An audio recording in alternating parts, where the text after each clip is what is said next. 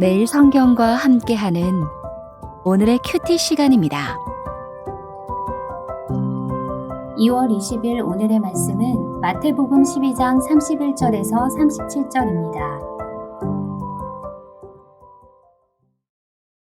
그러므로 내가 너희에게 이르노니 사람에 대한 모든 죄와 모독은 사하심을 얻되 성령을 모독하는 것은 사하심을 얻지 못하겠고 또 누구든지 말로 인자를 거역하면 사하심을 얻되 누구든지 말로 성령을 거역하면 이 세상과 오는 세상에서도 사하심을 얻지 못하리라. 나무도 좋고 열매도 좋다 하든지 나무도 좋지 않고 열매도 좋지 않다 하든지 하라. 그 열매로 나무를 아느니라. 독사의 자식들아, 너희는 악하니 어떻게 선한 말을 할 수 있느냐? 이는 마음에 가득한 것을 입으로 말함이라. 선한 사람은 그 쌓은 선에서 선한 것을 내고 악한 사람은 그 쌓은 악에서 악한 것을 내느니라. 내가 너희에게 이르노니 사람이 무슨 무익한 말을 하든지 심판날에 이에 대하여 신문을 받으리니 내 말로 의롭다함을 받고 내 말로 정죄함을 받으리라.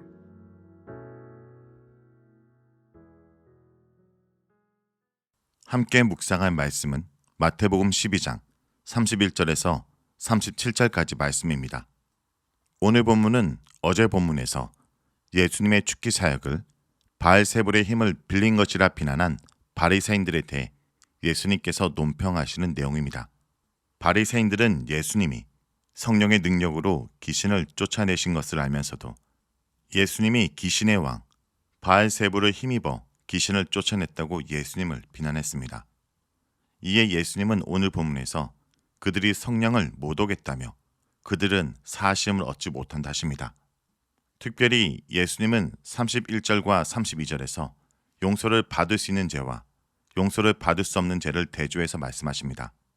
31절에 사람에 대한 모든 죄와 모독은 용서를 받을 수 있지만 성령을 모독하는 것은 용서를 얻지 못한다고 하십니다. 또 32절에서는 말로 인자를 거역하면 용서를 받을 수 있지만 말로 성령을 거역하면 이 세상과 심지어 오는 세상에서도 용서를 받지 못한다 하십니다. 여기서 우리는 예수님의 말씀을 이해하기 위해 두 가지를 살펴보아야 합니다. 성령을 모독한다는 것이 무엇인지, 성령을 거역한다는 것이 무엇인지 말입니다. 마태복음에서는 성령님은 예수님의 탄생과 사역에서 중요한 존재로 묘사됩니다. 예수님의 성육신과 하나님 나라 사역은 성령의 능력으로 된 것입니다. 그러므로 예수님의 사역을 통해서 성령의 능력이 나타난 것을 바알세불에 의한 것이라 비난하는 것은 하나님이 예수님을 통해서 행하시고 계시는 구원 행위에 참여하지 않고 방해하는 것입니다. 이것은 단순한 신성 모독이 아닙니다. 신성 모독도 회개할 때 용서받을 수 있는 죄이지만 성령 사역을 해방하는 것은 스스로 회개의 기회를 거부하는 것이기 때문에 사하심을 받는 것을 포기한 것과 마찬가지입니다. 이들은 예수님께서 성령의 능력으로 귀신을 쫓아내는 것을 보고도 사탄의 능력으로 주장하는데 하나님의 능력을 사탄의 능력으로 평가해버리면 예수님의 구원을 얻을 기회를 스스로 거부하는 것입니다. 무엇보다 성령 모독은 하나님을 대적하는 의도적이고 변하지 않는 완고함을 가리킵니다. 그러므로 자신들의 종교적 기득권과 경제적 이익을 위해서 성령의 능력을 통한 하나님 나라 활동을 의도적으로 반대하고 지속적으로 공격했던 이들은 죄를 판단하고 회개할 수 있는 근거를 부정하기 때문에 회개 자체가 불가능합니다.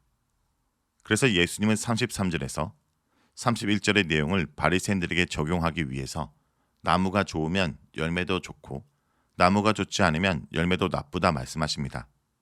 이것은 당시 사람들이 생각했던 일반 상식을 인용한 것인데 유대인들은 바리새인들이 가장 좋은 나무로 생각했을 것입니다. 그런데 그들의 삶은 그다지 하나님 능력이 드러날 것이 없는 나쁜 열매였습니다.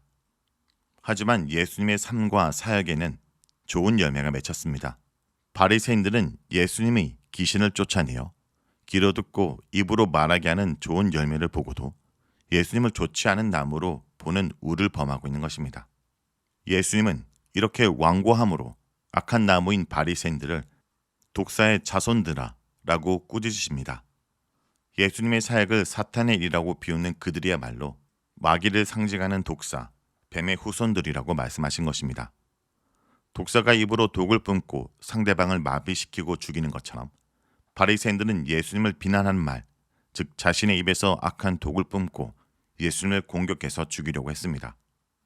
36절부터 37절에 이제 예수님은 31절부터 내용에 대한 결론을 맺습니다.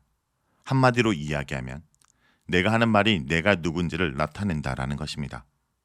그러므로 그 말로 의롭다함을 받기도 하고 정죄함을 받기도 합니다. 성도 여러분, 오늘 나는 어떤 말을 내뱉고 있습니까?